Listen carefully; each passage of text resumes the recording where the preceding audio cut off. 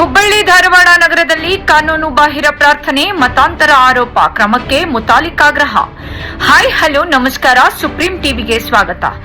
ನಗರದಲ್ಲಿ ಕ್ರಿಶ್ಚಿಯನ್ ಸಮುದಾಯದವರು ಬಾಡಿಗೆ ಮನೆಗಳಲ್ಲಿ ಕಾನೂನು ಬಾಹಿರವಾಗಿ ಪ್ರಾರ್ಥನೆಗಳನ್ನು ನಡೆಸಿ ಮತಾಂತರ ಚಟುವಟಿಕೆಗಳಲ್ಲಿ ತೊಡಗಿದ್ದಾರೆ ಎಂಬ ಆರೋಪವನ್ನು ಶ್ರೀರಾಮ ಸೇನೆಯ ಅಧ್ಯಕ್ಷ ಪ್ರಮೋದ್ ಮುತಾಲಿಕ್ ಮಾಡಿದ್ದಾರೆ.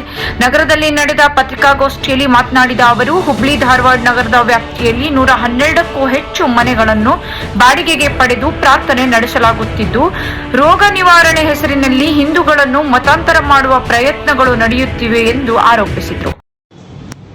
ಈಗ ಈ ಕರ್ನಾಟಕದಲ್ಲಿ ಮತ್ತು ವಿಶೇಷವಾಗಿ ಹುಬ್ಬಳ್ಳಿ ಧಾರವಾಡ ಜಿಲ್ಲೆಯಲ್ಲಿ ಕ್ರಿಶ್ಚಿಯನ್ರ ಹಾವಳಿ ಜಾಸ್ತಿ ಆಗಿದೆ.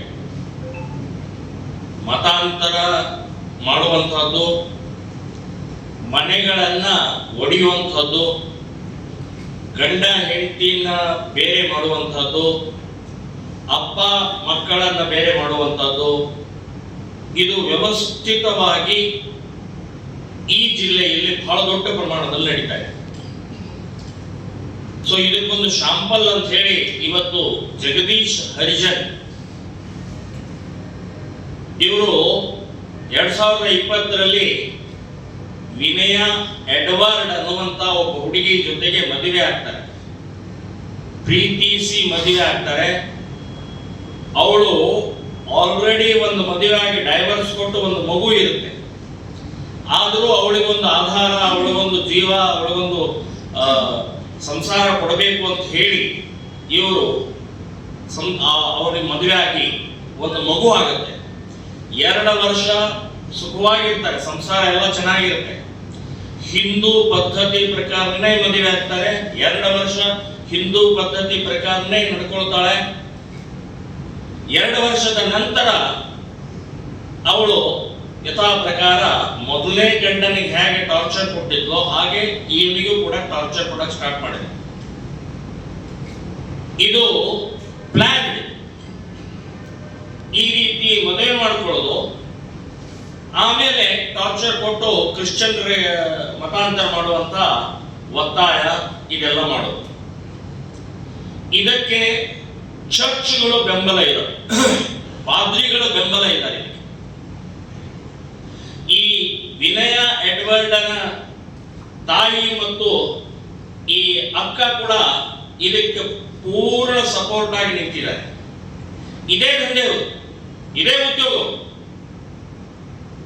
ಮತ್ತಿದು ಬರೇ ಒಂದು ಶಾಂಪಲ್ ಅಷ್ಟೇ. ಇಂಥ 100 ಮನೆಗಳನ್ನ ಹಾಳು ಮಾಡಿದ್ದಾರೆ, 100 ಸಂಸಾರಗಳನ್ನ ಬೀದಿಗೆ ತಳ್ಳಿದ್ದಾರೆ. ಈ ಕ್ರಿಶ್ಚಿಯನ್ರ ಮಾನಸಿಕತೆ ಈ ರೀತಿ ಇರುವುದು.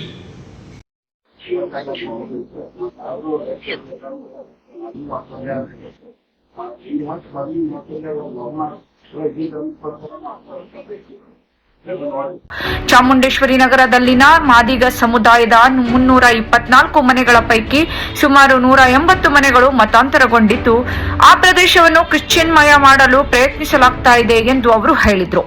ಈ ಬೆಳವಣಿಗೆಗೆ ತಕ್ಷಣ ಕಡಿವಾಣ ಹಾಕಬೇಕು ಎಂದು ಸರ್ಕಾರ ಹಾಗೂ ಆಡಳಿತಕ್ಕೆ ಒತ್ತಾಯಿಸಿದರು. ರೈಲು ಭವನವನ್ನು ರೈಲ್ವೆ ಕಾರ್ಯಕ್ರಮಗಳಿಗೆ ಮಾತ್ರ ಬಳಸಬೇಕಾಗಿದ್ದು, ಅಲ್ಲಿ ಕಾನೂನು ಬಾಹಿರವಾಗಿ ಕ್ರಿಸ್ಮಸ್ ಕಾರ್ಯಕ್ರಮ ನಡೆಸಲಾಗಿದೆ. ಇದರಲ್ಲಿ ಕೆಲ ರೈಲ್ವೆ ಅಧಿಕಾರಿಗಳು ಭಾಗಿಯಾಗಿದ್ದಾರೆ ಎಂಬ ಆರೋಪ ಮಾಡಿದ್ದು, ಸಂಬಂಧಪಟ್ಟ ಅಧಿಕಾರಿಗಳ ವಿರುದ್ಧ ಕ್ರಮ ಕೈಗೊಳ್ಳಬೇಕು ಎಂದು ಆಗ್ರಹಿಸಿದರು.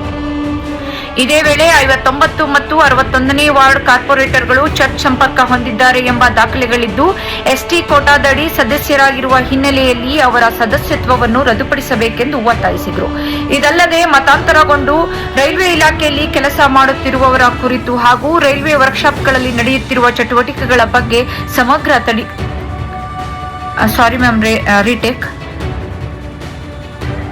ಇದಲ್ಲದೆ ಮತಾಂತರಗೊಂಡು ರೈಲ್ವೆ ಇಲಾಖೆಯಲ್ಲಿ ಕೆಲಸ ಮಾಡುತ್ತಿರುವವರ ಕುರಿತು ಹಾಗೂ ರೈಲ್ವೆ ವರ್ಕ್ಶಾಪ್ಗಳಲ್ಲಿ ನಡೆಯುತ್ತಿರುವ ಚಟುವಟಿಕೆಗಳ ಬಗ್ಗೆ ಸಮಗ್ರ ತನಿಖೆ ನಡೆಸಬೇಕು. ಇಲ್ಲವಾದರೆ ಕಾನೂನು ಹೋರಾಟ ನಡೆಸಲಾಗುತ್ತದೆ ಎಂದು ಮುತಾಲಿಕ್ ಎಚ್ಚರಿಸಿದರು. ನೋಡ್ತಾ ಇರಿ ಸ್ವಚ್ಛ ಸಮಾಜಕ್ಕಾಗಿ ಸುಪ್ರೀಂ ಟಿವಿ. ಲೈಕ್ ಮಾಡಿ, ಶೇರ್ ಮಾಡಿ, ಸಬ್ಸ್ಕ್ರೈಬ್ ಮಾಡಿ.